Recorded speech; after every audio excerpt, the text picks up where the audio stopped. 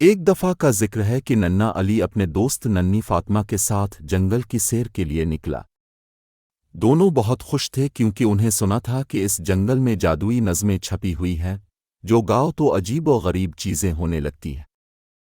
جنگل میں داخل ہوتے ہی ایک خوبصورت طوطا درخت پر بیٹھا ملا۔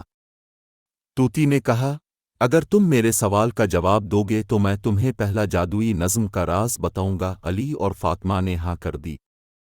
طوطی نے پوچھا، وہ کیا چیز ہے جو صبح بھی نظر آتی ہے، دوپہر میں بھی اور رات میں بھی، لیکن نظر نہیں آتی؟ فاطمہ نے سوچا اور بولی، یہ تو آواز ہے جو نظر نہیں آتی لیکن ہمیشہ ہوتی۔ طوطا خوش ہو کر بولا، واہ، بالکل درست۔ اب سنو، پہلا نظم ہے، اے فار ایپل بی فار بال، پڑھو بچوں، نہ کرو کوئی دال۔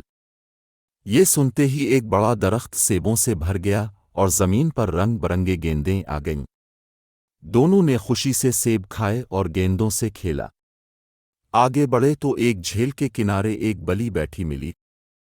بلی نے کہا، اگر تم میری نظم مکمل کرو تو دوسرا جادو جان سکتے ہو۔ بلی نے نظم شروع کی، ریڈ، یلو، گرین اے اور بلو۔ آگے بولو کیا ہے؟ تو علی نے فوراً کہا، کالرز ہائن یا ایسے بھی کے ایسے بھی اے نسی ہائی لیب۔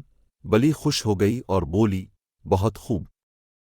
اب دیکھو، اچانک پانی کے اندر قوس قزح بن گئی اور جھیل کے اوپر رنگوں کی تتلیاں اڑنے لگے۔ اب دونوں کافی پرجوش ہو گئے۔ چلتے چلتے ایک پہاڑی پر پہنچے جہاں ایک خرگوش ملا۔ خرگوش نے کہا، میری نظم سنو، اگر مکمل کی تو آخری جادو ملے گا۔ خرگوش نے کہا، 1 2 3 4 5 6 7۔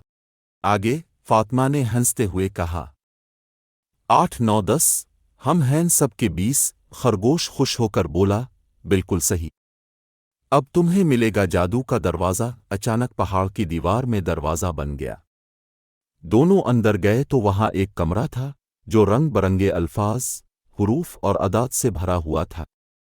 دیواروں پر نظمیں لکھی تھیں اور ہر نظم پر ہاتھ رکھنے سے وہ بولنے لگتی۔ طوطا، بلی اور خرگوش بھی آ گئے۔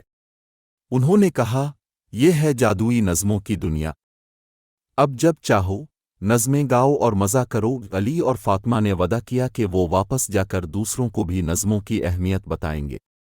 وہ جان گئے کہ نظمیں صرف مزہ نہیں دیتیں بلکہ سیکھنے میں بھی مدد کرتی ہیں۔